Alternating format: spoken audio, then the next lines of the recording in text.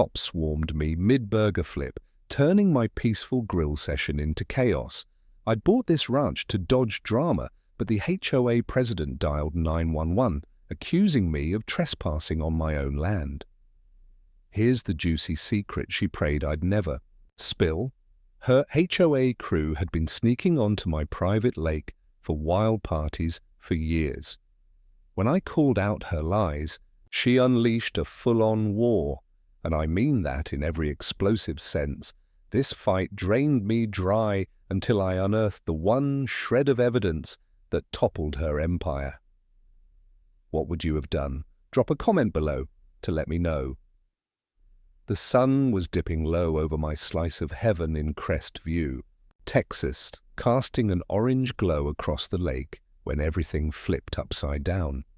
Ryan Foster, my high school buddy and rock, and I had just finished setting up camp, the sizzle of burgers on the grill blending with the crisp lake breeze.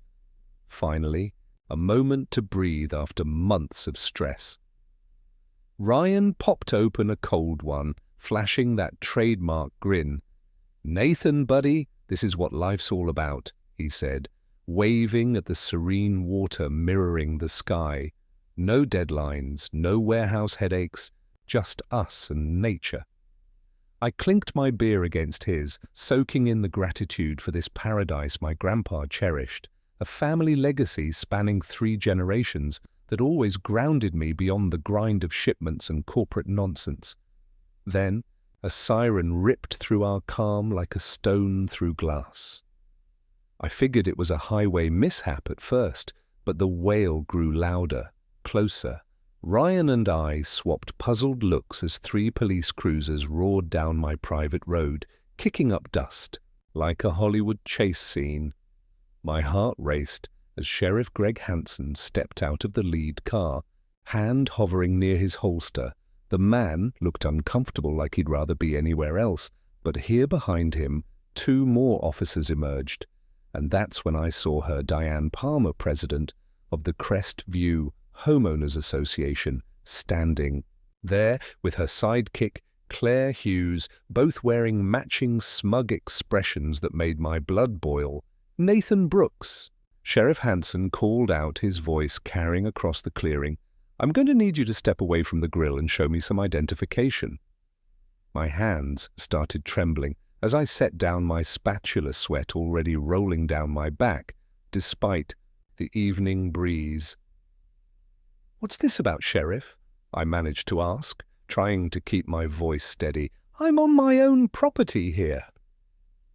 That's when Diane stepped forward, her perfectly manicured finger pointing at me like I was some kind of criminal. "This man is trespassing on community property." She shrieked, her voice so shrill it probably scared the fish. "Get him off our land, call the SWAT team if you have to." The absurdity of her statement would have been funny if I wasn't standing there with cops surrounding me, Claire chimed in. With her nasal voice, "Search their tent, Sheriff. Who knows what kind of illegal activities they're conducting out here." I watched in horror as one of the officers actually started moving toward our camping gear. "Hold on just a minute," I said, my voice getting stronger as anger replaced fear. "This is my land. I bought it fair and square, and I have the deed to prove it." My hands were shaking as I fumbled for my wallet, where I always kept a copy of the property deed, a habit my dad had drilled into me years ago, thank God for his paranoia, as I handed the document to Sheriff Hansen. I noticed Eleanor Walsh, an older woman from the HOA, standing near the tree-line. She was arguing heatedly with Diane, gesturing wildly, but I couldn't make out what they were saying. Over the commotion, Sheriff Hansen studied my deed under his flashlight, while Diane tapped her foot impatiently. "This document clearly shows Nathan Brooks as the owner of this property, including the lake," he said, slowly giving Diane a look that suggested he wasn't pleased about being dragged out here. But Diane wasn't backing down. Her face turned an interesting shade of purple as she sputtered, "That deed must be forged. This lake has been a community." property for years. He's destroying the natural habitat with his camping and grilling." Ryan, who had been uncharacteristically quiet, finally spoke up. "Ma'am, with all due respect, Nathan's owned this land for 5 years. His family had it even longer. Maybe you're confused about your property lines." The look Diane shot him could have curdled milk. The standoff continued for another 20 minutes, with Diane making increasingly wild accusations and Claire backing her up like a well-trained parrot. Finally, Sheriff Hanson had enough. "Mrs. Palmer, Mr. Brooks has provided adequate proof of ownership unless you have evidence to the contrary. We're done here." He turned to me with an apologetic nod. "Sorry for the disturbance, Nathan, you folks have. A good evening." As the police cars pulled away, leaving Diane and Claire standing there like angry scarecrows, I felt a mix of relief and rage. Who did this woman think she was calling the cops on me on my own land after they finally left, muttering threats about further action? Ryan and I started cleaning up the mess the search had made. That's when I noticed all the trash scattered near the water's edge, beer cans, plastic plates, napkins. This wasn't our stuff. As I bent down to pick up the litter, something caught my eye. It was an official HOA picnic invitation printed on their letterhead and signed by Diane Palmer herself. But what made my blood run cold was the handwritten note in the margin urgent meeting about the lake. That invite had Diane's name in an urgent meeting note from last week. I thought the cops were bad, but now I know she's cooking up something huge. What's Diane's secret plan? Comment team, Nathan or Team Diane? I thought getting cops called was the worst. But Diane's next move hit way below the belt. Monday morning started like any other day, until I opened the neighborhood app on my phone. What I saw made my coffee mug slip from my hand, sending hot liquid splashing across my kitchen floor post after post filled my screen, all with the same theme: Nathan Brooks is unhinged, trashing our lake. The posts were detailed, vicious, and worst of all, they were spreading like wildfire.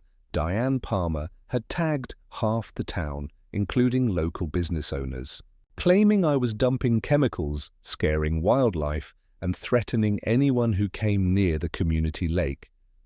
My reputation, built over years of honest work and being a good neighbor, was being shredded by a woman who apparently had no conscience. The comment section was even worse. People I'd known for years were buying into her lies, expressing shock and disappointment.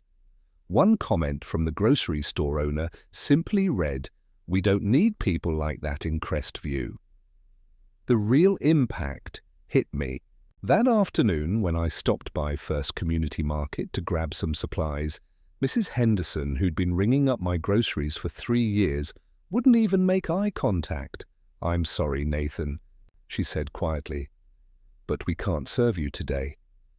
I stood there, frozen, a bag of apples in my hand, as other customers stared and whispered the rumor mill had done its work by the time I made it to the hardware store. Word had spread there too. Tom, the owner, who'd helped me fix my grandpa's old boat last summer, just shook his head when he saw me coming. "Nothing personal, Brooks, but I can't afford to lose customers over this. Maybe when things calm down." The rejection stung worse than any physical blow. This woman wasn't just attacking me, she was systematically destroying my life in this town. I found myself back at the lake that evening, sitting on the old wooden bench my grandpa had built, my hands trembling, not from cold, but from pure frustration. "I came here to fish, not fight," I muttered to the setting sun, wondering how things had escalated so quickly. Ryan showed up about an hour later, carrying a six-pack and wearing that goofy grin that always meant he was trying to cheer me up. "Heard about the social media drama," he said. Plopping down beside me, Diane thinks she's Captain America, defending the neighborhood from the evil Nathan. Despite everything, I couldn't help but chuckle at his ridiculous superhero reference man. I don't know what to do. I admitted she's turning the whole town against me over complete lies. Ryan's expression turned serious, a rare occurrence for my perpetually joking friend. Then we fight back with the truth, buddy, but first, let's see what Else these HOA folks had been up to.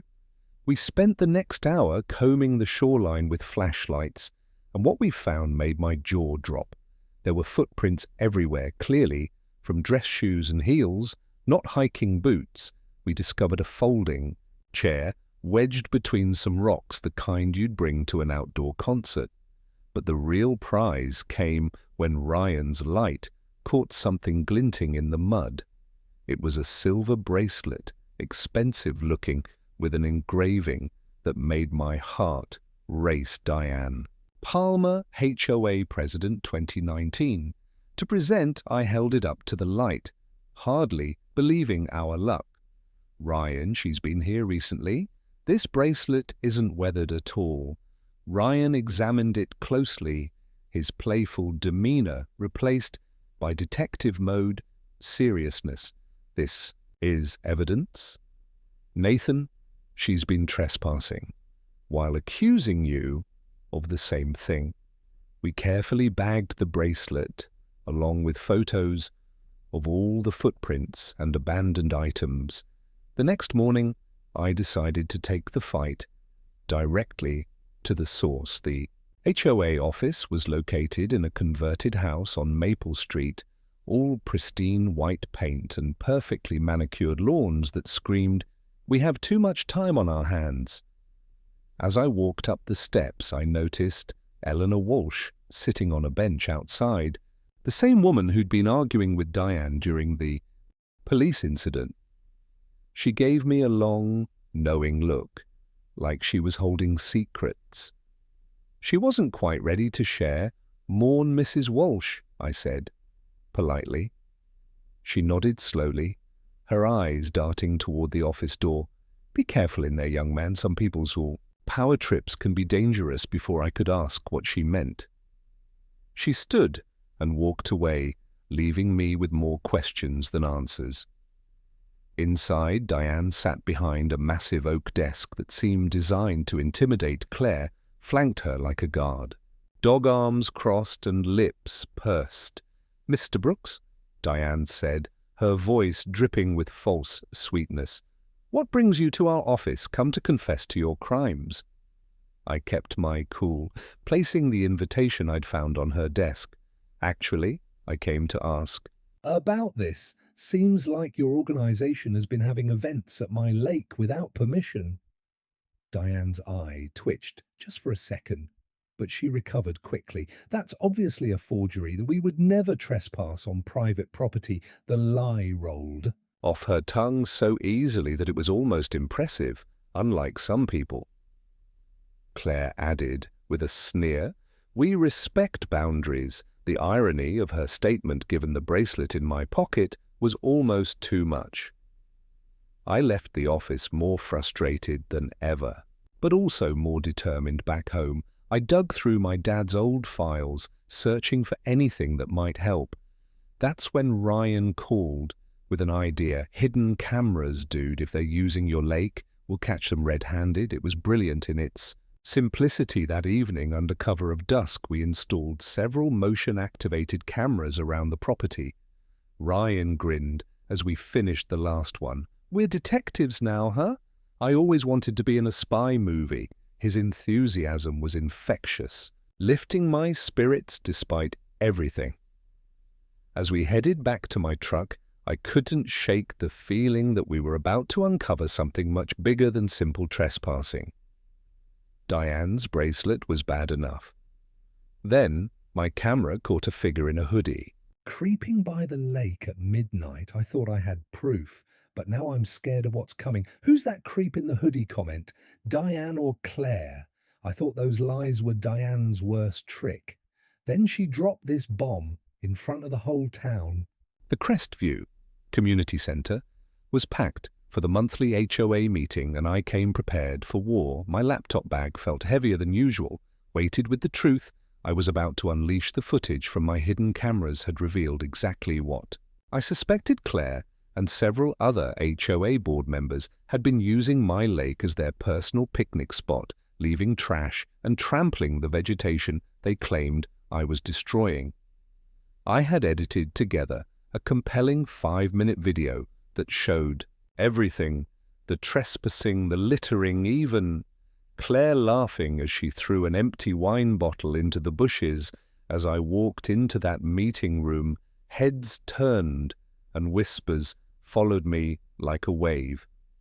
Diane sat at the head table, looking like a queen, holding court, but I noticed her jaw tighten when she saw me. This was my chance to clear my name and expose her lies to everyone before we begin tonight's agenda. I announced, standing up without waiting to be recognized. I have something everyone needs to see. The room buzzed with anticipation and hostility. In equal measure, some people genuinely looked curious, while others, clearly Diane's loyal followers, glared at me like I was interrupting church service. I connected my laptop to the projector, with hands that were surprisingly steady, considering the adrenaline pumping through my vein. You've all heard the accusations against me. I began making eye contact with as many people as possible. Now let me show you what's really been happening. At my lake, the first clip started playing, showing Claire and 3 other board members setting up an elaborate picnic spread just 20 ft from where Diane had accused me of destroying the habitat. The timestamp clearly showed this was from last Tuesday. 2 days after the police incident, the room erupted in murmurs as the footage continued. "Is that lake really ours?" someone whispered behind me. "I thought it was community property," another voice added. I let the video speak for itself. Claire, popping champagne, HOA board members leaving plastic cups and plates scattered on the ground, and someone even carving initials into a tree. The nail in the coffin was the audio of Claire saying, "Diane was right, this place is perfect for our private gatherings that Brooks guy will never know." The crowd's mood was shifting. I could feel it. People were starting to question the narrative they'd been fed. That's when Diane played her counter move, and it was more devastating than I could have imagined. She pulled out her phone with theatrical flair and announced, "Well, if we're sharing videos, I have one too that everyone needs to see."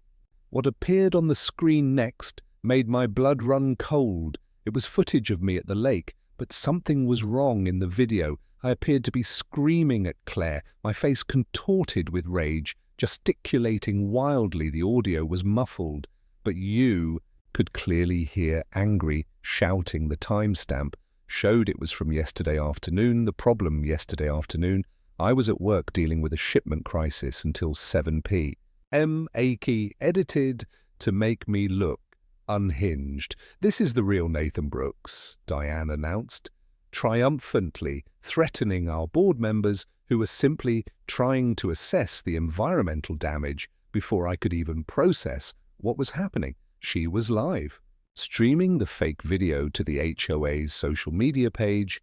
Claire stood up, glancing nervously at Diane before addressing the crowd.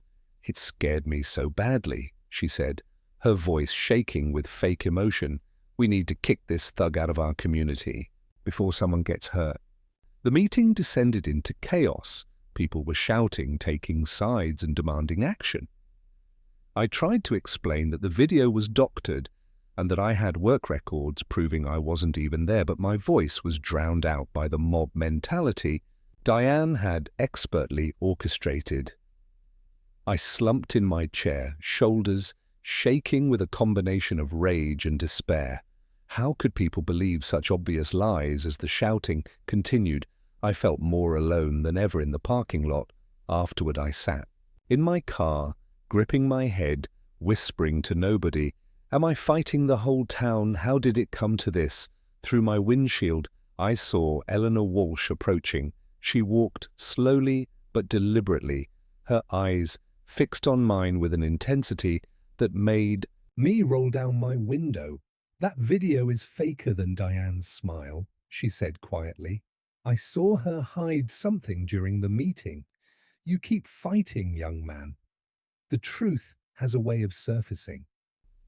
Sheriff Greg Hansen was leaning against his patrol car near my truck, stroking his chin thoughtfully. "Brooks," he called out as I started to leave. That video looked off to me. The lighting, the angles, I've seen enough security footage to know when something's been tampered with. He gave Deanne's car a long, hard look as she drove past. "I'll be keeping a closer eye on things. Some people think a little power makes them untouchable. They're usually wrong." His words gave me a glimmer of hope. But I was still reeling from the public humiliation back home. I called Ryan immediately. "We need to dig deeper." I told him there has to be something in the property records, something that explains why she's so desperate to claim my lake. Ryan, bless. Him was already on it way ahead of you, buddy. I've got a friend at the county records office. Meet me there tomorrow morning. The next day's search through dusty property records revealed pure gold. Ryan, grinning, like he'd won the lottery, showed Me, a surveyor's map from 1998. Look at this. Nathan, the HOA's access road. It actually crosses your property line illegally. They've been trespassing just to get to their own homes for over 20 years. But that wasn't all. We found multiple documents showing the HOA had tried to purchase the lake property in 2016, 2018, and 2020. Each offer had been rejected by my father. "No wonder she hates you," Ryan mused. "You're sitting on something she desperately wants, but can't have." As we left the records office, I noticed something sticking out of a trash can near Diane's reserved parking spot. It was a map of my property with a red X marked right over my lake, and a date scribbled in the corner. Next Saturday. Diane's fake videos got the cops breathing. Down my neck, then I found a map in her trash with a red X right on my lake. I thought I was going to jail, but this could bury her. What's that red X hiding comment on Diane's plan or Claire's betrayal just when I was ready to throw in the towel? A buzzing over my lake pushed me to the edge. A sound hit me before I even opened my eyes. That Saturday morning, a mechanical buzzing like an angry swarm of wasps hovering over my property. I stumbled out of bed and rushed to the window, squinting. Against the early morning sun there, it was a drone circling my lake like a vulture, its camera pointed directly at my cabin. My stomach dropped as I realized what was happening. This wasn't some kid playing with a new toy. This was deliberate surveillance. I threw on yesterday's clothes and ran outside my bare feet, slipping on the dew-covered grass. The drone dipped lower, getting close-up footage of me in my disheveled state, probably looking like the unhinged person Diane had been painting me as. That's when I noticed the real damage. 3 of my grandfather's oak trees had been hacked with an axe. Fresh wounds, weeping sap. The ground near the lake was churned up like someone had driven a vehicle through it, leaving deep ruts in the soft earth. My security cameras told the whole story when I reviewed the footage with shaking hands at 3A. A figure in dark clothing had systematically vandalized my property, careful to stay just out of clear camera range. But at 4:17 a.m., the cameras caught something invaluable. Diane Palmer herself, standing at the edge of my property piloting the drone with a controller she wasn't even trying to hide, probably thinking I hadn't installed cameras that far out. The rage that built in my chest was unlike anything I'd ever felt.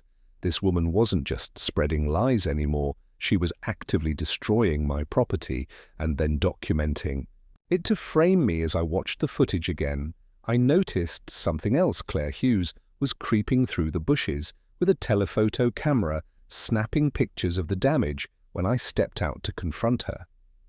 In real time, she froze like a deer in headlights before scurrying away. By noon, I couldn't take it anymore. I drove straight to Diane's office, not even caring that I probably looked, while and desperate she was sitting behind her massive desk, that same smug expression plastered. On her face, Nathan, She exclaimed with fake concern. "You look terrible. Is everything all right?" The sarcasm in her voice made my fists clench. "Cut the act, Diane. I have you on camera with that drone. I know what you're doing." Her expression shifted for just a moment before she launched into an Oscar weather performance. Tears welled up in her eyes as she clutched her chest. "How dare you accuse me of such things?" she wailed, though I caught a sly smirk when she thought I wasn't looking. "You're tearing our community apart with your paranoia and aggression. First the lake, now these wild accusations." Claire burst through the door on cue, ready to play witness to my threatening behavior. I left that office feeling more defeated than ever. The rain started as I sat by the lake that evening, matching my mood perfectly. I found myself picking at the grass, my eyes hollow as I stared at the water my grandfather had loved so much. "I won't let her win," I muttered to the grey sky, though I wasn't sure I believed it anymore. How do you fight someone who has no moral boundaries, someone who would destroy property and then cry victim? My phone buzzed with another notification, more people commenting on Diane's latest post about my dangerous behavior and the environmental destruction I was causing. The irony that she'd literally vandalized my trees while accusing me of harming nature wasn't lost on me. Ryan found me there an hour later, soaked to the bone but too numb to care. He didn't say anything, just sat beside me in the rain, occasionally slamming his fist on the picnic table in frustration that night, desperate for anything that might help. I dove deep into my father's old computer. Files he'd been meticulous about keeping records and buried in a folder labeled property disputes. I found an email chain from 2018 that made my jaw drop. The HOA had offered to buy the lake property for $500. 0, claiming they needed it for community development. My father's response was polite but firm. The property wasn't for sale at any price. Diane's reply was less polite, warning that one way or another this lake will serve the community. There were more emails, each more aggressive than the last, culminating in a threat to make life difficult if he didn't reconsider. But it was Claire's accidental text that really shook me. My old phone, the one I'd used before upgrading, suddenly buzzed with, "A message leave or your family's in trouble." She'd clearly meant to send it from a burner phone, but had selected the wrong contact. I immediately called my lawyer, James Morrison, who'd been skeptical about my case. "Until now, Nathan, this is serious," he said after I forwarded him everything. "That text is a direct threat, and get this, I did some digging on your property value.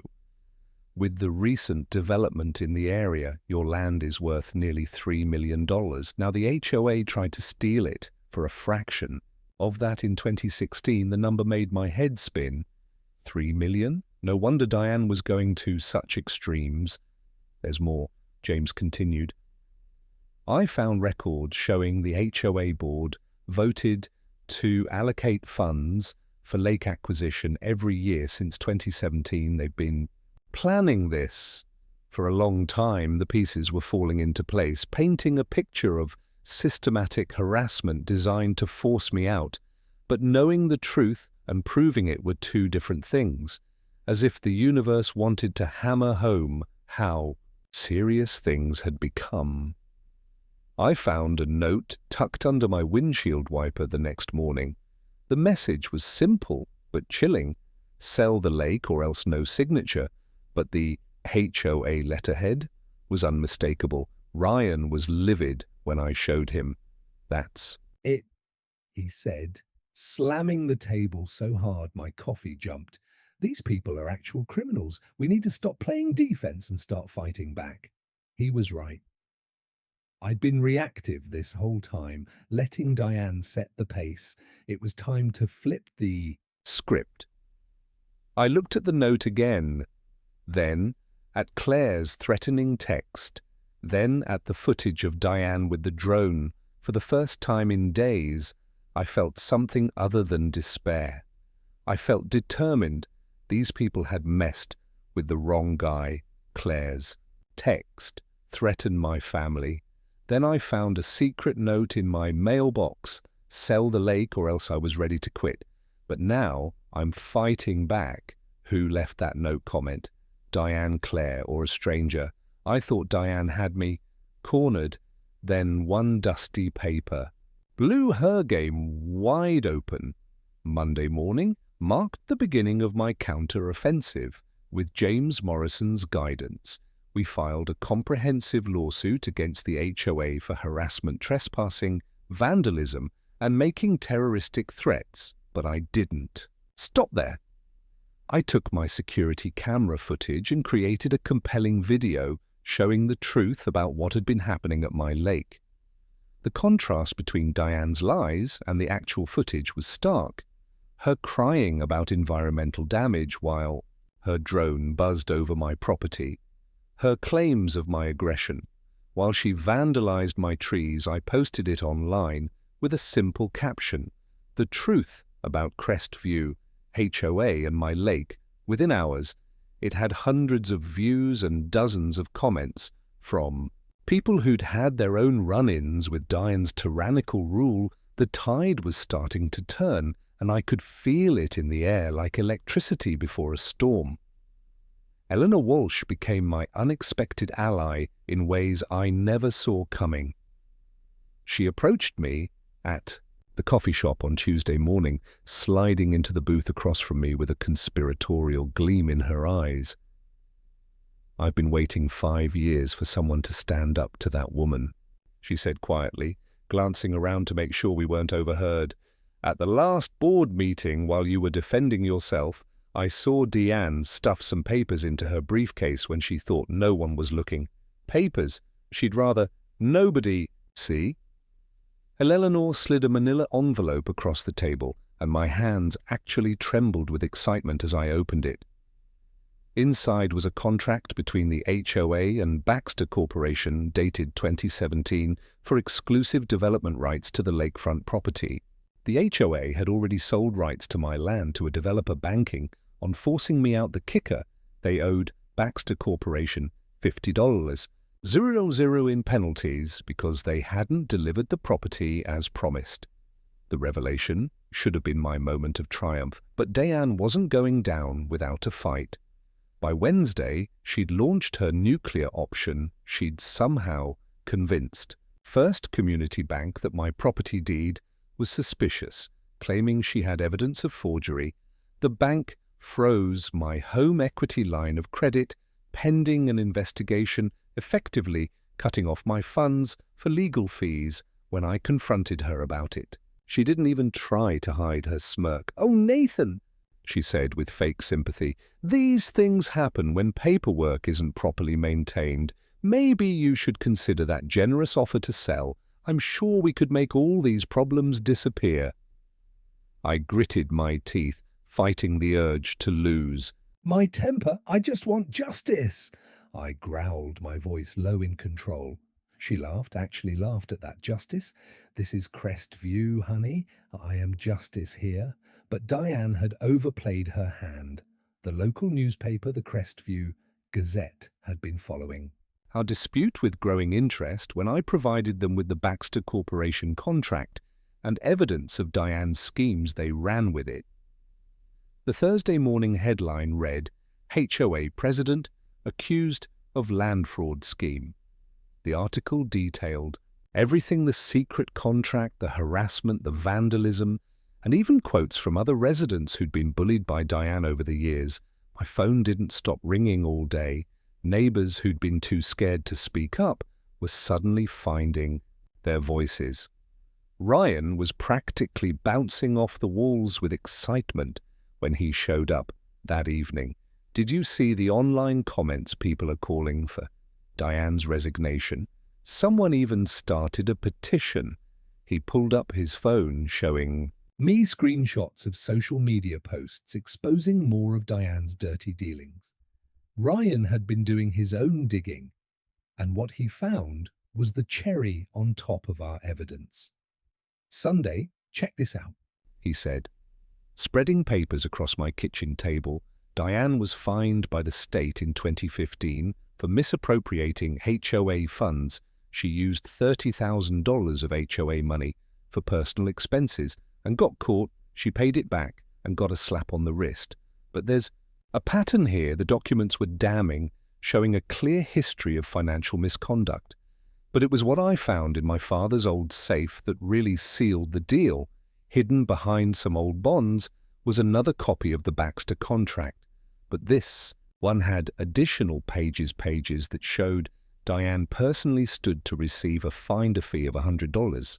Zut entre, if the lake property was successfully acquired, she wasn't just trying to steal my land.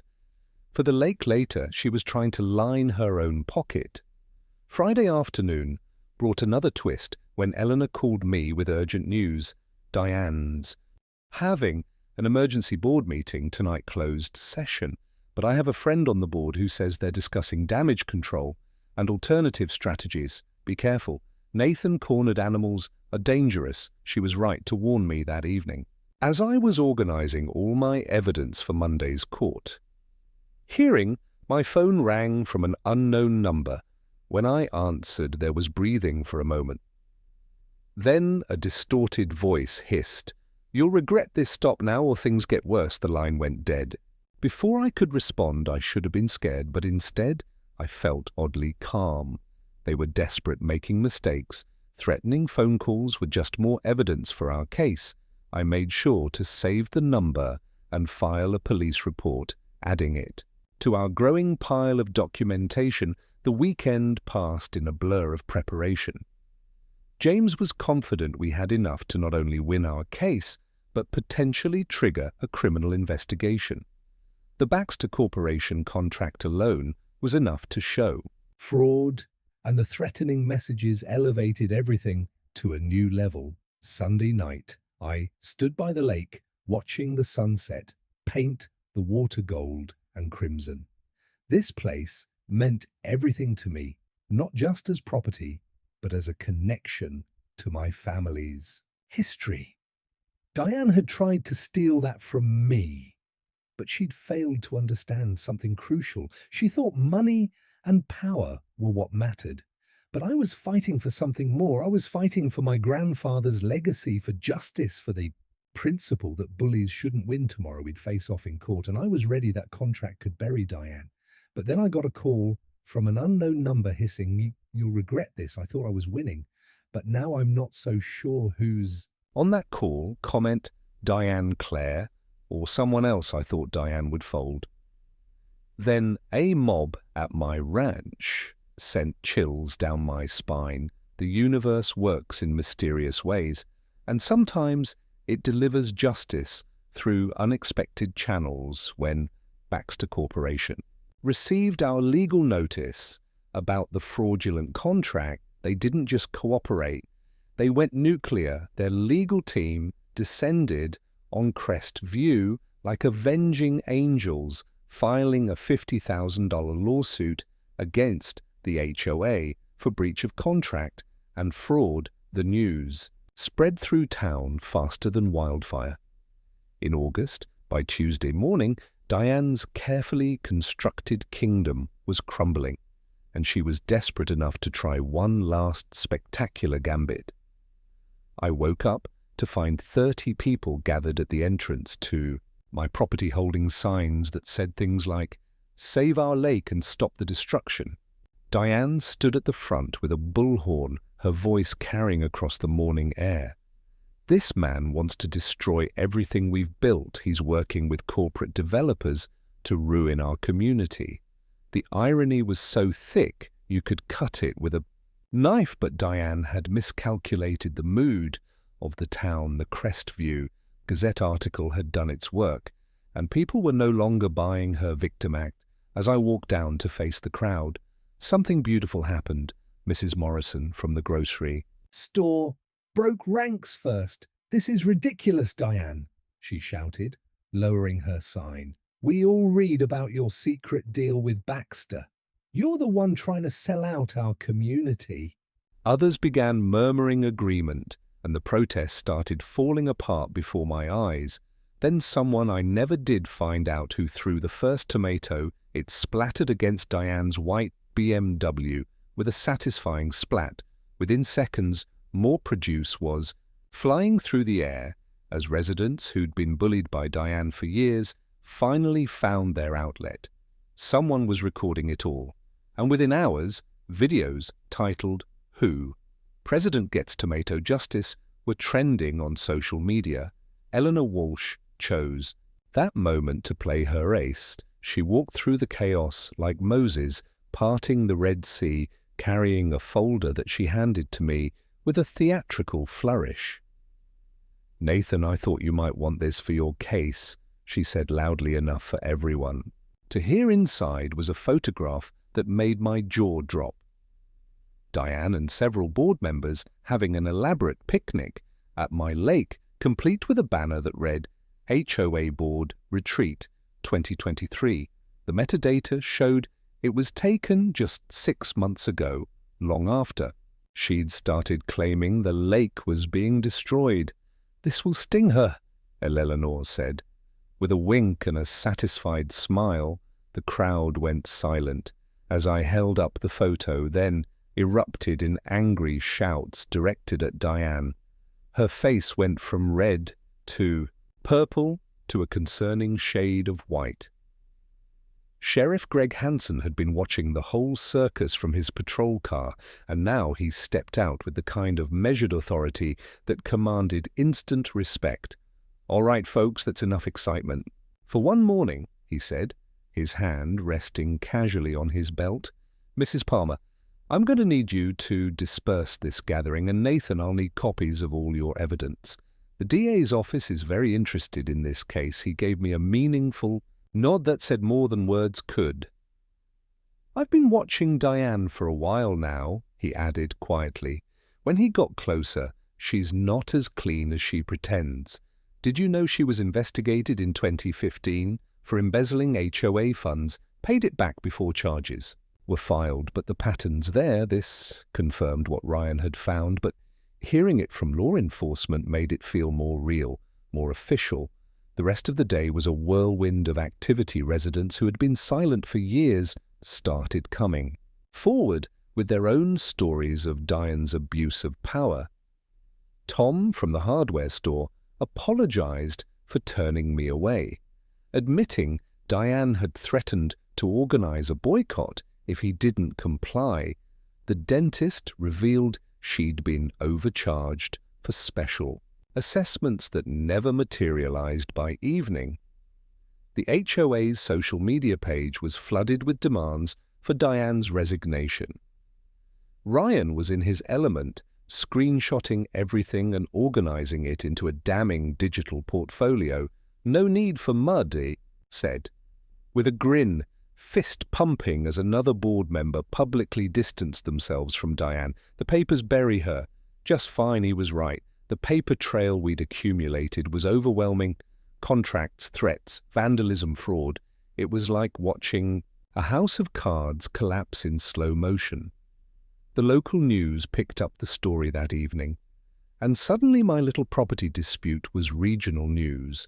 Hall president, accused of elaborate fraud scheme, scrolled across the bottom of the screen as reporters interviewed angry residents. Diane tried to do damage control with a hastily arranged press conference, but it backfired spectacularly when she couldn't answer basic questions about the Baxter contract. Her lips were pressed so tightly they practically disappeared as reporter after reporter grilled her about the evidence. Claire, standing behind her, looked like she wanted to disappear into the ground. The best moment came when a reporter asked, "Mrs. Palmer, how do you explain the photo of you picnicking at the allegedly destroyed lake?" Diane stammered. Non-answer was painful to watch. We were conducting an environmental assessment. The reporter's skeptical expression said it all as night fell. I thought the drama was over for the day. I was wrong around two, Lady. My security cameras alerted me to movement on the property.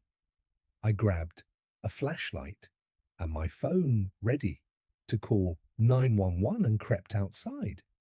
There, illuminated by the moon, was Diane's BMW parked just inside my property line. She was standing by the lake. With what looked like a gas can before I could even process what she might be planning. Sheriff Hanson's patrol car pulled up with lights flashing. He'd been staking out my property expecting something like this. "Mrs. Palmer," he called out, his voice carrying clearly in the still night air. "Step away from the gas can and put your hands where I can see them." The look on Diane's face as she realized she'd been caught would stay with me forever. It was the look of someone who'd held power for so long she'd forgotten that actions have consequences. Diane was caught stealing HOA cash. Then I saw her car parked outside my ranch at 2 I thought she was finished, but now I'm ready for her last fight. What's Diane plotting at 2 a.m.? Comment on Diane's revenge or Claire's flip. I thought the courtroom would wrap it up, but one text changed everything. The courthouse steps had never felt steeper than they did that Monday morning. 2 weeks had passed since Diane's middle of the night arrest attempt, and now we were finally getting our day in court. The courtroom was packed. Apparently, HOA drama was better than daytime. TV for the residents of Crestview. I sat at the plaintiff's table with James Morrison, my stack of evidence organized and ready across from us. Diane looked like she'd aged 10 years in 2 weeks. Her usually perfect hair was slightly disheveled, and the confident smirk had been replaced by something that looked almost like fear. Claire sat behind her in the gallery, fidgeting with her phone and avoiding eye contact with everyone. The judge, the Honourable Patricia Keller, was known for having zero tolerance for nonsense, which worked perfectly in our favour. Your Honour, James, began standing with the kind of confidence that comes from having an airtight case. We're here today because of a systematic campaign of harassment, fraud, and criminal behavior perpetrated by the defendant against my client. He laid out our case methodically. The surveillance footage, the Baxter Corporation contract, the vandalism, and the threats. Each piece of evidence was another nail in Diane's coffin. When he played the security footage of Diane with the drone, several people in the gallery gasped at the photo of her picnicking at my lake while claiming it was destroyed. Got actual laughs, but it was Claire's threatening text that really shifted the energy. "In the room, leave, or your family's in trouble," James read aloud, letting the words hang in the air. This wasn't just a property dispute, Your Honour, this was criminal intimidation. Diane's lawyer tried his best, but what defense could he mount against such overwhelming evidence? When Diane took the stand, she tried to spin her usual web of lies. I was protecting the community. She insisted, her voice rising with false indignation, that lake is a precious resource that belongs to everyone. Judge Keller's eyebrow raised could have cut glass. "Mrs. Palmer, did you or did you not sign a contract to sell development rights to the property you didn't own?" Diane stammered. "That was a misunderstanding, but the judge wasn't having it. Yes or no, Mrs. Palmer?" The way Diane's face crumbled as she whispered, "Yes," was almost enough to make me feel sorry for her. Almost then came the moment that changed everything. Claire suddenly stood up in the gallery, her face pale but determined. "Your Honour, I need to say something." She called out. The courtroom erupted in murmurs until Judge Keller banged her gavel. "Young lady, this is highly irregular," she said sternly, but given the nature of this case, I'll allow it approach the witness stand. Claire walked forward on shaky legs, shooting Diane a look that was part guilt, part defiance. Once sworn in, she took a deep breath and began. Diane paid me $500 to vandalize Mr. Brooks' property, she said, her voice growing stronger with each word. She gave me the axe and told me exactly which trees to damage. She said if I didn't help her, she'd make sure I lost my seat on the board and she'd tell everyone about my bankruptcy. The courtroom went dead, silent. Diane's face had gone from pale to ashen, and she actually swayed in her chair. "She's lying," Diane screeched, but even her lawyer looked defeated. "There's more," Claire continued, her head bowed with shame. "I have text messages." Diane sent them from what she thought was a burner phone, but she accidentally used her regular phone a few times. She pulled out her phone and handed it to the bailiff. She detailed exactly what she wanted me to do, including sending that threatening message to Mr. Brooks. "I'm so sorry. I was scared and stupid, but I can't keep lying." The judge reviewed the texts, her expression growing darker with each swipe. When she finally looked up, her gaze could have frozen hell. "Mrs. Palmer, these messages show clear evidence of conspiracy to commit vandalism, witness intimidation, and fraud. This goes well beyond a civil matter." Diane tried to stand, stammering excuses, but her legs gave out and she stumbled back into her chair. The mighty HOA president who terrorized a community for years was finally facing the consequences of her actions. But the real bombshell came when Sheriff Hansen was called to testify. He approached the stand with a small digital recorder in his hand. "Your Honor, after Mrs. Palmer's arrest attempt 2 weeks ago, she made an interesting phone call from the back of my patrol car. She didn't realize our vehicles record everything." He pressed play, and Diane's voice filled the courtroom. "Greg, please, I'll give you $10, 00 cash. If you just say you made a mistake, say you didn't see the gas. Can, we've known each other for years." The sheriff's recorded response was professional. "But Cole, Diane, you're asking me to commit a crime. This conversation is being recorded." The sound of Diane realizing she just tried to bribe a law enforcement officer on tape was the final nail in her coffin. Judge Keller didn't even need to deliberate. "I'm referring this entire matter to the district attorney for criminal prosecution," she announced. "Mr. Brooks, you are awarded full damages plus punitive awards totaling $250. 00. Outside the courthouse, it felt like the whole town had gathered. Claire approached me with tears in her eyes, clearly wrestling with guilt. "Nathan, I'm so sorry. I know testifying doesn't make up for what I did, but I held up my hand to stop." You did the right thing in the end, Claire, that took courage." She nodded gratefully before disappearing into the crowd. Residents swarmed me with apologies and congratulations. Tom from the hardware store shook my hand so hard I thought he might pull it off. "We should have stood up to her years ago," he said. "Will you consider running for HOA president?" I actually laughed at that. I don't need a title to enjoy my land. I told him I just wanted peace. 3 days later, we held the mother of all BBQs. At the lake, Ryan manned the grill while Eleanor regaled everyone with stories of Diane's past misdeeds. The golden sunset reflected off the water my grandfather had loved, and for the first time in months, I felt truly at peace. This whole ordeal taught me something important, I said, addressing the crowd with a cold beer in my hand. Bullies only have power if we give it to them. The moment we stand up, their paper kingdoms crumble. So here's to standing up, speaking truth, and protecting what matters. The cheer that went up probably scared every fish in the lake as the party wound down and people started heading home. I noticed something that made my blood run cold.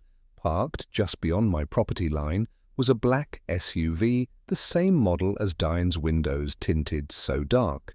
I couldn't see inside. It sat there for 5 minutes, engine running. Before slowly pulling away, Ryan noticed my expression. What's wrong? I pointed to where the vehicle had been. Maybe I'm paranoid, but that looked exactly like Diane's car. Ryan frowned. Didn't she make bail? We looked at each other, the same thought crossing our minds. This might not be over, ever been wronged. Like me. I asked the night air, knowing that somewhere out there, Diane was probably plotting her next move. We celebrated by the lake. Then I spotted a black SUV, the same model as Diane's, watching us from the shadows. I thought I was free. But that car says, the war is not over. Who's in that SUV? Comment on Diane's comeback, or a new enemy. If your jaw dropped, good. If you laughed, even better. Now subscribe, because the next story will top this one.